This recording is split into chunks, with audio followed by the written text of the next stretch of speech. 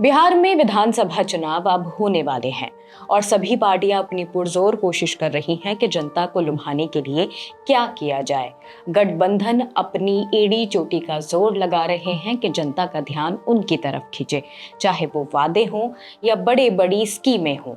इस बार बिहार के चुनाव में दो बड़े गठबंधन सामने हैं।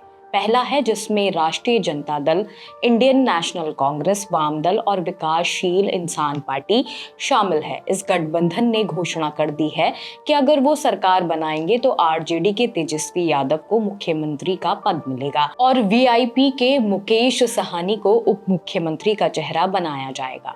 दूसरी तरफ नेशनल डेमोक्रेटिक अलायंस यानी कि एनडीए, जिसमें मुख्य रूप से नीतीश कुमार की जनता दल यूनाइटेड और भारतीय जनता पार्टी यानी कि बीजेपी शामिल है।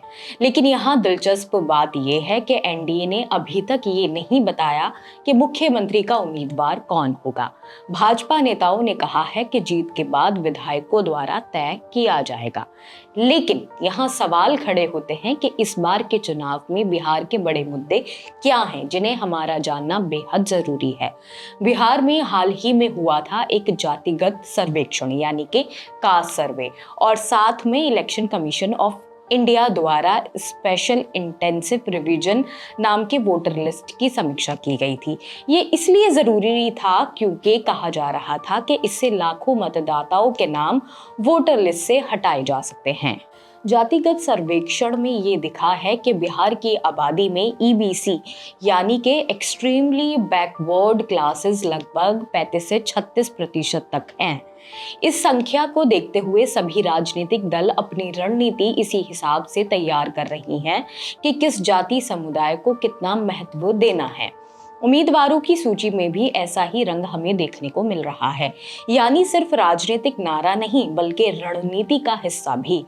उदाहरण के लिए जेडीयू ने इस बार ईबीसी यानी कि दलित मुसलमानों के बजाय कुछ ज्यादा ही अग्रिम वर्ग यानी कि एडवांस क्लास को टिकट दिए हैं।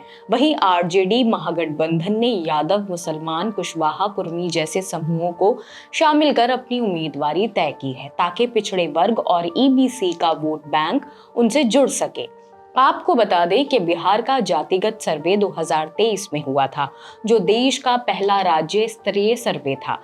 इसमें जो डेटा निकला उसने राजनीति की जमीन हिला दी। अगर डेटा पर नजर डालें तो कुल आबादी 13.07 करोड़ है। ओबीसी प्लस ईबीसी की संख्या 63% है और उसमें अकेले ईबीसी 36% है।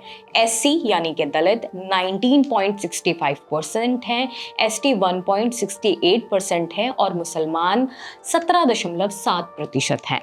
फॉरवर्ड क्लास की बात करें तो 15.5% है। इससे साफ हुआ कि बिहार में Bahujan Samaj, OBC plus EBC plus दलित प्लस माइनॉरिटी की संख्या कुल मिलाकर 70% से ज्यादा है।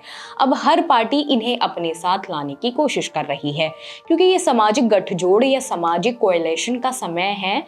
सिर्फ जात आधार पर नहीं बल्कि सामाजिक आर्थिक आधार पर गठजोड़ बनाने वाला है। लेकिन सिर्फ जात राजनीति ही नहीं, इस बार युवा, बेरोजगारी, शिक्षा, स्वास्थ्य जैसे मुद्दे भी बिहार के चुनाव में बड़ी भूमिका निभा रहे हैं।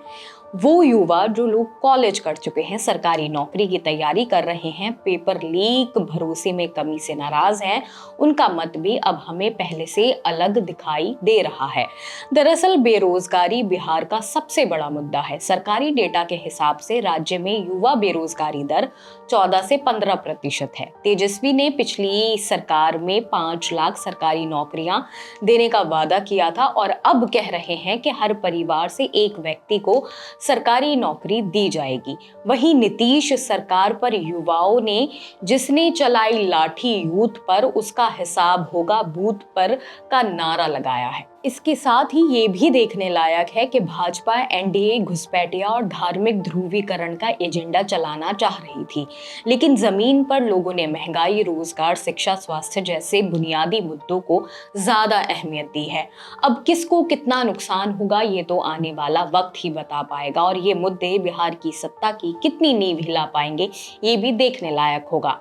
हालांकि बिहार की राजनीति में एक और साइलेंट और सबसे मजबूत वोट बैंक भी है जो नीतीश कुमार को काफी फायदा पहुंचा सकता है वो वोट बैंक है महिलाएं, यानी कि बिहार की महिलाएं।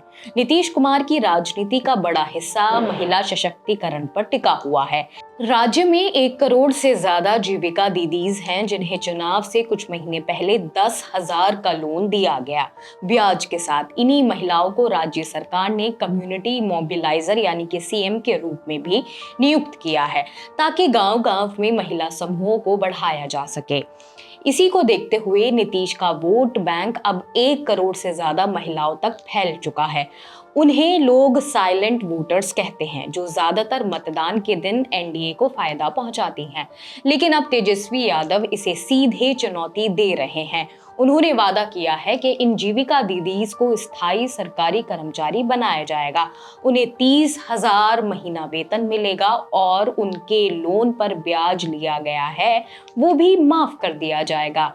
इस तरह महिला मतदाता अब बिहार की नई किंग मेकर बन चुकी हैं। जो पार्टी उनके दिल को जीतेगी वही पटना की कुर्सी तक पहुंचेगी। तो अंत में ये कहा जा सकता है कि इस चुनाव में सिर्फ ये नहीं कि कौन जीत रहा है, बल्कि कैसे जीत हो रही है वो मायने रखता है। कौन सा गठबंधन अपनी सामाजिक गठजोड़ यानी कि जात, धार्मिक, युवा, महिला को मजबूत बना पाएगा और कौन बुनियादी मुद्दे जैसे कि रोजगार, शिक्षा, सामाजिक न्याय पर जनता के सामने बेहतरी से अपनी बात रख पाएगा। क्या SIR वोटर लिस्ट विवाद इस बार नतीजों को प्रभावित करेगा? क्या EBC दलित मुस्लिम वोट बैंक महागठबंधन को बढ़त दे पाएगा या फिर NDA अपनी पिछड़ी वर्ग रणनीति के साथ वापसी करेगी? ये सब देखने वाला होगा। अब हम अगले चरण में ये ध्यान देंगे कि मतदान कब है। जैसे कि 6 नवंबर को पहला चरण है और 11 नवंबर को दूसरा चरण है। इसके बाद 14 नवंबर को नतीजे हमारे सामने आ जाएंगे। इस बिहार चुनाव में सिर्फ पार्टी नाम नहीं बल्कि जात, संख्या, सामाजिक गठजोड़ और युवा रोजगार जैसे मुद्दे भी बेहद अहमियत रख रहे हैं। फिलहाल इस खबर में सिर्फ इतना ही। बाकी और खबरें देखने के लिए जुड़े रहिए ऑब्जर्वर पोस्ट के साथ। शुक्रिया।